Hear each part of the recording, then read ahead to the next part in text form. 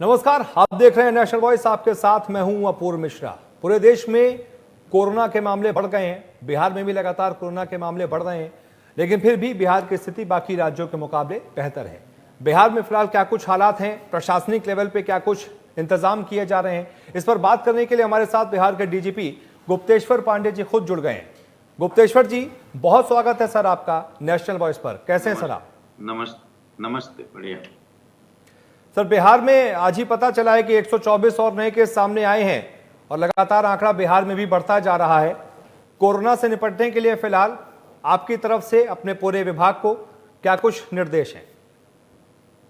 देखिए, हमारे यहाँ बिहार में कोरोना, आप पूरे राज्यों की स्थिति देख ही रहे हैं, आपने खुद ही कहा, तो उस हिसाब से बिहार में काफी नियंत्रण में स्थिति है। लेकिन अब बाहर से काफी लोग आने लगे हैं जी। और हमारे यहाँ से तो करीब 30-40 लाख मजदूर बाहर रहते हैं और उसमें आप सोच लीजिए अगर 50% या उससे भी कम लोग आने का फैसला लें तो ये संख्या काफी बड़ी हो जाती है। 10-15 लाख 20 लाख तक भी पहुंच सकती है। हमें कुछ नहीं पता कितने लोग आएंगे। तो अब लोग जब आएंगे तो बिहार के बेटे हैं, हमारे घर के लोग हैं, अपनी मिट्टी पर अपने घर आ रहे हैं।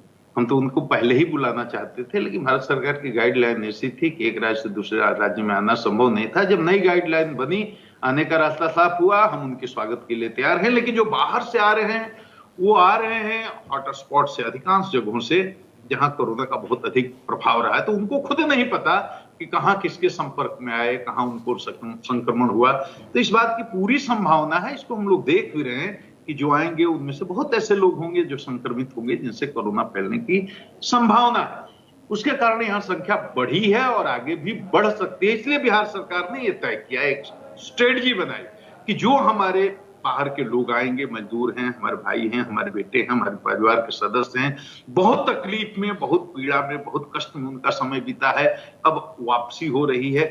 तो हम नहीं चाहते कि हाँ आने के बाद उनको कोई परेशानी हो। हम उनका स्वागत करने के लिए तैयार है। पूरी तरह से व्यवस्था की गई है। सीमा पर जैसे आएंगे क्वारंटाइन सेंटर बने हुए हैं, वहां पर उनके खाने की, नहाने की, चिकित्सा की, सेवा की, साबुन की, तेल की, कंघी की, बाल्टी की, मग की, जग की, सारी व्यवस्था है। और वहां उनकी स्क्रीनिंग होगी। स्क्रीनिंग के बाद उनका रजिस्ट्रेशन होगा।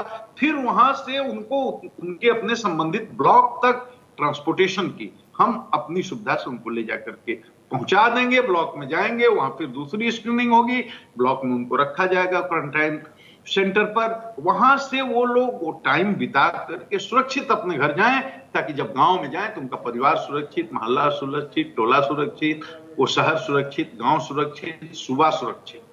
तो ये प्रोटोकॉल बनाया गया है, एक एसओपी बनाया गया है। इसलिए मैं कहना चाहूंगा तमाम मजदूर भाइयों से, आप बिहार के बेटे हो, आपकी धरती है, आप हमारी आन हो, शान हो, बान हो, आप हैं तो बिहार है। तो आप जब भी आए तो ये आप समझें कि हम आपकी सुरक्षा के लिए, आपके परिवार की सुरक्षा के लिए, बिहार के 12 करोड़ लोगों की सुरक्षा के लिए चिंतित हैं। इसलिए कहते हैं आप कभी भी प्रशासन से या पुलिस से या मेडिकल स्वास्थ्य कर्मियों से कहीं भी उलझने की कोशिश न करें, हमारा सहयोग करें। हम बहुत सम्मान के साथ आपको रखेंगे और आपको सुरक्षित आपके घर पहुंचाएंगे। ये तैयारी है, ये स्ट्रेटजी है बिहार सरकार। बिल्कुल सर, बहुत शानदार स्ट्रेटेजी। और आप लोग तो सर योद्धा हैं, कोरोना योद्धा, कोरोना वॉरियर, और योद्धाओं की तरह आप लड़ भी रहे हैं, जिनमें सबसे बड़ा योद्धा आप हैं। आप ही के दिशा निर्देश पर पूरे बिहार की पूरा प्रशासन चल रहा है, खासतौर से पुलिस विभाग जिस तरीके से काम कर रहा है, उसके लिए साधुवाद भी है, आपको सलाम भी है नेशनल वॉइस की भी तरफ से। एक सवाल ये भी है सर, ऐसे तमाम लोग हैं जो बचते बचाते किसी तरीके से, कोई महाराष्ट्र से, कोई गुजरात से, कोई साइकिल से चला, कोई ऑटो से चला, कोई उत्तर प्रदेश अपने गांव पहुंच गया, कोई बिहार इधर उधर से अपने गांव पहुंच गया, लेकिन क्योंकि उसे पता नहीं था कि रास्ते में कहाँ वो लोगों के ढाबे में खाना खाया, कोई कोरोना संक्रमित था, उससे उसको संक्रमण फैला हुआ है, उससे परिवार में फैल गया, अचानक से चीजें ऐसे बढ़ जाती हैं। ऐसा मतलब केस, क्योंकि हम यूपी की भी खबरें देखते हैं, पूरे देश की खबरें दिखा रहे हैं, ऐसे केस कई जगह पे सामने आए हैं कि लोग बचते बचाते अपने गांव पहुंच जाते हैं पुलिस से, और उसके बाद गांव में दिक्कत बढ़ जाती है। तो आपके यहाँ पर पूरे बिहार में, क्योंकि इतना बड़ा इलाका है सर, और इतने ज्यादा गांव देहात के भी इलाके उसमें आते हैं, वहां पर ऐसी कोई स्थिति ना हो, और अगर कोई बाहर से आ भी जाता है मान लीजिए, तो लोगों में इतनी जागरूकता हो, उन गांव वालों में इतनी जागरूकता हो कि वो खुद पुलिस को इन्फॉर्म कर दें आसपास ये बता दें कि हमारे पास ये बाहर से लोग आए हैं, जरा इनको चेक कीजिए, इसकी व्यवस्था कैसे की जा रही है, इसमें समन्वय कैसे बिठाया अरे इसकी जाए? तो बहुत ये इसका अंदेशा हम लोगों से पहले से था। हमारे मुख्यमंत्री जी ने पूरा इसका संज्ञान लिया था और पूरी तरह से एक योजना बनाई थी सारे पदाधिकारियों के साथ, वरिष्ठ पदाधिकारियों के साथ, और पहले ही हम लोगों ने तय कर दिया कि क्वारंटाइन सेंटर केवल ब्लॉक पर नहीं होगा, इंस्टीट्यूशनल क्वारंटाइन सेंटर ब्लॉक के साथ साथ हर पंचायत में होगा, हर गांव में भी, यहां तक 3 लेवल पर कि कोई छूटे छटके चोरी छुपके अगर गांव में आ भी जाए तो गांव के लोगों को जागरूक करने के लिए हमने पूरे गांव में चारों तरफ लाउड स्पीकर से, पब्लिक एड्रेस सिस्टम से प्रचार कराया, लोगों को जागरूक कराया, लोगों की कमेटियां बनाई।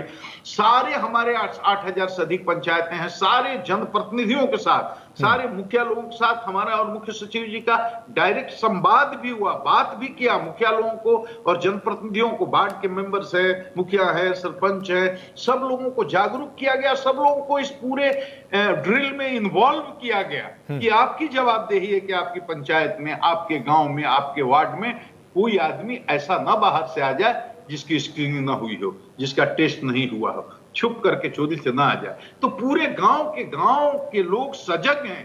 गांव में उन्होंने बहुत जगह देखेंगे खुद से नाकेबंदी करके रखी है, खुद अलर्ट हैं।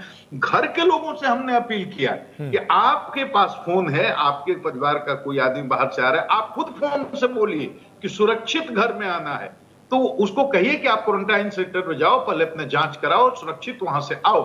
तो पूरा बिहार जागा हुआ है, 12 करोड़ की आबादी है। बिल्कुल। तो हम कोरोना योद्धा हैं, हम फ्रंट से लड़ रहे हैं, अपनी जान को हथेली पर लेकर के हमारे 1 लाख सिपाही लड़ रहे हैं, लेकिन 12 करोड़ आवाम के सहयोग और समर्थन के बिना हमारी लड़ाई कामयाब नहीं हो सकती। तो 12 करोड़ जनता जो बिहार की है वो हमारे साथ है, उनका प्यार, उनका समर्थन, उनका आशीर्वाद मिल रहा है। गांव गांव में सोशल मीडिया से मैं अपनी बात पहुंचाता हूं, लोग बात मानते हैं, जागरूक हुए हैं, और ऐसा हो नहीं सकता कि कोई आकर के गांव में घुस जाए और गांव के लोग खबर न करें। खबर करते हैं, अपने बुलाते हैं पुलिस को, उनको कहते हैं ले जाइए, इनका टेस्ट कीजिए, इनको क्वारंटाइन कीजिए। गांव में नहीं घुसने देते। गांव के बाहर हर स्कूल को बना दिया गया है क्वारंटाइन सेंटर कि कोई गांव में छुप के आ गया तो गांव में स्कूल में उसको रोक देते हैं, वहीं उसका खाना पहुंचा देते हैं, प्रशासन को खबर कर देते हैं, तो जो गांव गया वो गांव के क्वारंटाइन सेंटर में हो जाता है,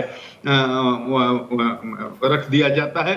जो पंचायत लेवल पर पहुंचा पंचायत के क्वारंटाइन सेंटर में रख दिया जाता है, और बाकी जो सीमा से या ट्रेन से जो लोग आने वाले हैं उनको तो हम लोग पूरा उसका एसओपी फॉलो करते हुए, टेस्ट करते हुए, रजिस्ट्रेशन करते हुए खुद उनको मोटर से ले जा करके और ब्लॉक के क्वारंटाइन सेंटर में सुरक्षित रख देते हैं। उनका पूरा ख्याल रखा जाता है, खाना पीना जैसा मैंने आपको बता दिया, मच्छरदानी तक हम लोग देते हैं।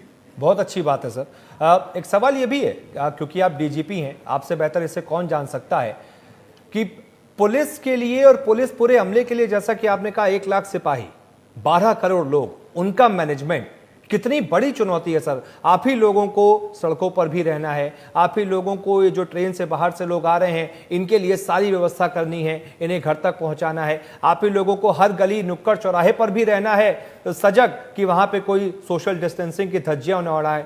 12 करोड़ लोग, 1 लाख सिपाही, ये कितनी बड़ी चुनौती है आप लोगों के लिए? देखिए ये बहुत बड़ी चुनौती है, ये आप खुद ही सोच सकते हैं। आप सवाल आपने किया है, लेकिन आप खुद समझते हैं कितना मुश्किल काम है।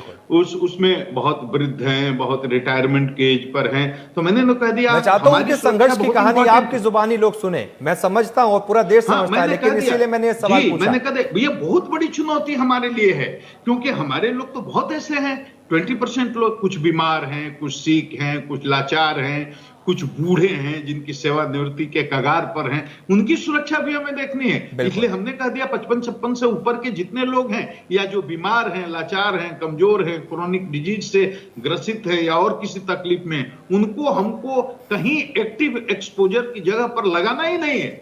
और कुछ लोग कई कारणों से छुट्टियों में रहते हैं, तो हमारे पास इफेक्टिव फोर्स तो 70-75 हजार भी नहीं बचती है, ये जोड़ जाड़ करके पूरा होमगार्ड को लगा दें तो ये बात मैं हमेशा से कहता रहा हूं कि चाहे वो अपराध नियंत्रण का काम हो, चाहे विधि व्यवस्था संधारण का काम हो, कभी भी बिना जनता के सहयोग से, अपनी ताकत से और अपनी संख्या के बल से 12 करोड़ लोगों को देखना, संभालना बहुत ही मुश्किल काम है। और ये स्थिति तो ऐसी भयानक हो गई है कोरोना की, पूरी दुनिया में है, लेकिन हमारे यहां भी और सब जगह इतनी भयानक हो गई है, इस चीज के लिए तो हम तैयार ही नहीं थे, पूरी दुनिया तैयार नहीं थी, बिल्कुल। पुलिस भी तैयार नहीं थी। आपदा प्रबंधन के बहुत सारे कामों में प्रशिक्षण पुलिस को दिया गया था और दिया जाता है, लेकिन कोरोना जैसी महामारी आएगी, इसमें हमारी ऐसी नई भूमिका आ जाएगी, इसका तो प्रशिक्षण भी नहीं था। लेकिन जिस जान की बाजी लगाकर, जिस बहादुरी के साथ बिहार पुलिस ने इसमें काम किया है, सेवा का भी काम कर रहे हैं।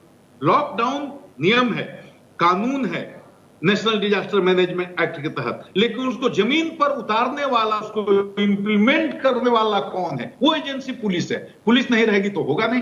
तो हम उतना ही नहीं है कि हमको वाहन को चेक करना है, मोटरसाइकिल को चेक करना है, लोगों को मूवमेंट को चेक करना है, लोग हम कहीं कहीं अज्ञानतावश हम पर पत्थर फेंकते हैं, हमले करते हैं, उसको भी संभालना है, उनके इमोशन को भी देखना है, अपनी इमेज को भी देखना है, साथ ही साथ सेवा का भी काम करना है। क्योंकि मैंने सारे पुलिस कर्मियों को बोला है, सिपाही से लेकर के ऊपर के अधिकारियों को, कि संकट का समय जरूर है, लेकिन ये सेवा करके लोगों का दिल जीतने का समय है। ये लाठी केवल चटकाने का समय नहीं है।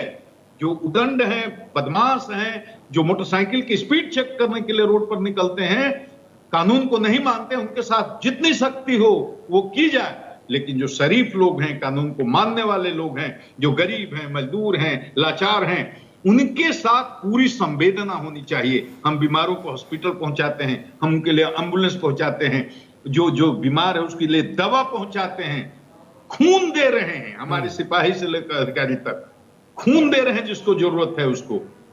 तो ये सब काम हम लोग कर रहे हैं और ये चुनौती बहुत बड़ी है, लेकिन इस चुनौती का हम लोग मुकाबला कर रहे हैं इसलिए कि 12 करोड़ आवाम जो बिहार की है, उसका भरपूर समर्थन और प्यार हम लोगों को प्राप्त है। उसी प्यार और उसी समर्थन की ताकत की बदौलत हम इतनी कामयाबी से लड़ रहे हैं। सर, पुलिस विभाग के लिए इन तमाम ये जो 75,000 या 80,000 के आसपास आपके सिपाही, आपके कोरोना योद्धा जमीन पर हैं, इस खतरे के बीच अपनी जान जोखिम में डालकर, इनके लिए जो भी जरूरी सुरक्षा उपकरण हैं, वो सारी चीजें आप लोगों के पास मुहैया करवाई गई हैं? देखिए, मुख्यमंत्री जी ने हमारा सीधा कहा है कि आपको जिस चीज की जरूरत हो सुरक्षा के लिए, अपने सिपाहियों के लिए, अधिकारियों के लिए, खरीद लीजिए। मैंने सारे अपने पुलिस अधीक्षकों को कह दिया है, ऑफिस एक्सपेंस से जिस चीज की हो जरूरत वो खरीद लीजिए। तो जितने पुलिस इंस्टॉलेशन हैं, एस्टैब्लिशमेंट्स हैं, सब जगह हमने कहा है कि सैनिटेशन का काम हो, सैनिटाइजर का काम हो, हैंड ग्लोव का काम हो, या मास्क का काम हो, या जो भी सोशल डिस्टेंसिंग मेंटेन करने की प्रक्रिया, उसके लिए जो भी राशि खर्च करना हो, हमारे हाथ कहीं बंधे हुए नहीं है, सबको कहा गया है। और मनोबल बढ़ाने की जहां तक बात है, मैं रोज किसी न किसी जिले के सिपाही से, दरोगा से, हवलदार से, थानेदार से, डीएसपी से खुद फोन पर बात करता हूं जो अच्छा काम कर रहे हैं। मैं रेड जोन में खुद जाता हूं लगातार, जो कंटेनमेंट एरिया है, जहां बड़े बड़े भारी संख्या में पॉजिटिव केसेज मिले हुए हैं, जहां कर्फ्यू की स्थिति है, मैं खुद निकल करके जाता हूं। आरा गया पुलिस लाइन में, बक्सर गया, बक्सर रेड जोन है हमारा, बक्सर जाकर के वहां से मैं फिर रोहतास मेरा रेड जोन है, रोहतास जिले में गया, कैमूर और उत्तर प्रदेश के बॉर्डर पर गया, उसके बाद रेड जोन है कंटेनमेंट एरिया मुंगेर में, वहां मैं गया। तो मैं खुद जाता हूं ताकि हमारे सिपाही को और थानेदार को या नीचे के पदाधिकारियों को ये नहीं लगे कि हमारा कप्तान, हमारा लीडर, हमारे परिवार का मुखिया घर में बैठ करके और शासन करता है। उसे लगना चाहिए कि जहां भी खतरा है वहां हमारा लीडर, हमारा मुखिया भी परिवार का जो है वो हमारे साथ फील्ड में, मैदान में, उस लड़ाई में, उस जंग में हमारे साथ है। तो मैं बात भी करता हूं और खुद भी जाता हूं। बिल्कुल सर, ये तो हमारे रिपोर्टर्स, क्योंकि जो मैदान पर हैं वो पुलिस वालों से बात करते रहते हैं, मैं भी फीडबैक लेता रहता हूं, तो ये तो आपके लिए बहुत मशहूर है। एक सिपाही तक कहता है कि हमारे डीजीपी साहब इतने अच्छे हैं कि अगर हम चाहें तो सीधा उनसे बात कर सकते हैं, वो हमारे लिए भी अवेलेबल है। अपने पद का कोई ऐसा घमंड नहीं है, अपनी ताकत का उन्हें घमंड नहीं है, बहुत डाउन टू अर्थ है। इसके लिए तो बहुत साधुवाद सर आपको। ऐसा होना, इतना सिंपल होना, इतने मजबूत पद पर भी, ये एक आदर्श आप स्थापित कर रहे हैं बाकी प्रदेशों के जो पुलिस अमले हैं और जो बड़े बड़े अधिकारी हैं उनके लिए, कि एक आदर्श पुलिस वाला ऐसा ही होना चाहिए। अपूर्व जी, सबका अपना स्वभाव और अपना संस्कार होता है। मैं कोई आदर्श नहीं स्थापित कर रहा हूं। मैं ये मानता हूं कि आदमी को सबसे पहले आदमी होना चाहिए, इंसान को इंसान होना चाहिए, ये बहुत जरूरी है। और इंसान तभी आप हो सकते हैं जब आप छोटे से छोटे आदमी की संवेदना को समझें। मैं सीधी जानता हूं एक बात, कि बड़ा आदमी वही होता है जिसके सामने छोटा से छोटा आदमी भी पड़े तो उसको उसकी छोटाई का एहसास न होने दे। बिल्कुल सर। अगर छोटे को आपने महसूस करा दिया कि तुम हमसे बहुत छोटे हो तो फिर आप में कोई बड़प्पन नहीं है। इसीलिए मैं सीधे अपने चौकीदार की लड़ाई भी लड़ता हूं, अपने सिपाही की लड़ाई भी लड़ता हूं, अपने थानेदारों के लिए जो गलती करते हैं उनके साथ बहुत सख्ती से पेश भी आता हूं। मैं सख्त भी उतना ही हूं।